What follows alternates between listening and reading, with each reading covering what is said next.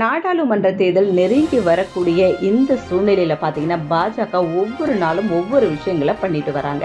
அந்த வகையில இப்ப அவங்க பண்ணியிருக்கக்கூடிய விஷயம் என்ன பார்த்தீங்கன்னா, டெல்லி முதலமைச்சர் அரவிந்த் கெஜ்ரிவால அவங்க கைது பண்ணியிருக்கிறாங்க. ஸோ இப்போ அவர் முதலமைச்சர் பதவியில தொடர்ந்து நீடிப்பாரா அப்படின்ற ஒரு கேள்விக்குறி உண்டாயிருக்கு. டெல்லி மதுபான கொள்கையுடன் தொடர்புடைய பண மோசடி வழக்குல முதலமைச்சர் அரவிந்த் கெஜ்ரிவாலை அமலாக்கத்துறை அதிகாரிகள் அரெஸ்ட் பண்ணாங்க. அதுக்கப்புறம் அமலாக்கத்துறை தலைமை அலுவலகத்திற்கு கூட்டிட்டு போய் அங்கு விசாரணை பண்ணாங்க. விசாரணைக்கு அப்புறம் கோர்ட்டில் ஆஜர்படுத்தவும் திட்டம் பண்ணியிருக்கிறாங்க.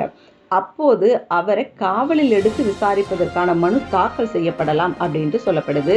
சுப்ரீம் கோர்ட்ல கெஜ்ரிவாலுக்கு இடைக்கால நிவாரணம் கிடைக்கப்படாத பட்சத்தில் அவர் நீண்ட காலம் சிறையில் இருக்க வேண்டியிருக்கும்.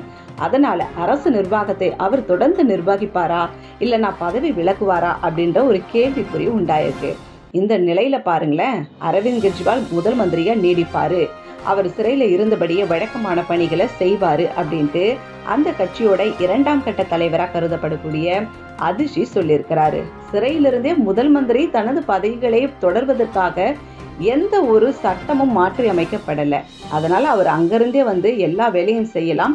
இதுக்கு சட்டம் எந்த ஒரு தடையாவும் இருக்காது. ஏன்னா இன்னும் அவருக்கு தண்டனை வழங்கப்படல அப்படின்ற விஷயத்த சொல்லியிருக்கிறாரு. அதே சமயம் சிறையில் இருந்து முதல் மந்திரியா தொடர்ந்து பணியாற்றுவது அரசியலமைப்பு ரீதியா பிரச்சனைகளை உருவாக்கும் அப்படின்ட்டும் தகவல் சொல்லப்படுது. அது மட்டும் இல்லாம பாத்தீங்கன்னா, இப்ப கொஞ்ச நாளைக்கு முன்னாடி பீகார் முதல்வராக இருந்த லாலு பிரசாத் யாதவ் கால்நடை தீவன வழக்குல சிக்கினப்போ அப்போ அவருடைய மனைவி ரஃப்ரி தேவியிடம் அவருடைய பதவியை ஒப்படைச்சிட்டு போனாரு அப்படின்றது இப்ப பேசக்கூடிய விஷயமா இருக்கு. கெஜ்ரிவால் அரசு ஊழியர் அப்படின்றதால இந்த மாதிரி விஷயத்திலெல்லாம் அவர் சிக்கி இருக்கிறதால முதல் மந்திரி பதவியிலிருந்து அவரை மத்திய அரசு சஸ்பெண்ட் செய்யலாம், இல்லைன்னா பதவியிலிருந்து நீக்கலாம் அப்படின்ட்டு சட்ட வல்லுநர்கள் சொல்றாங்க. அரசு ஊழியர்கள் கைது செய்யப்பட்டால் என்ன நடைமுறை பின்பற்றப்படுதோ அதே நடைமுறை தான் கெஜ்ரிவால் வழக்கிலும் பின்பற்றப்படும் அப்படின்ட்டு எதிர்பார்க்கப்படுது. மோடி அரசு பழி வாங்கும் செயலோடு இந்த விஷயத்தை பண்ணிருக்கு அப்படின்ட்டு ஆம் ஆத்மி தொண்டர்கள் சொல்றாங்க.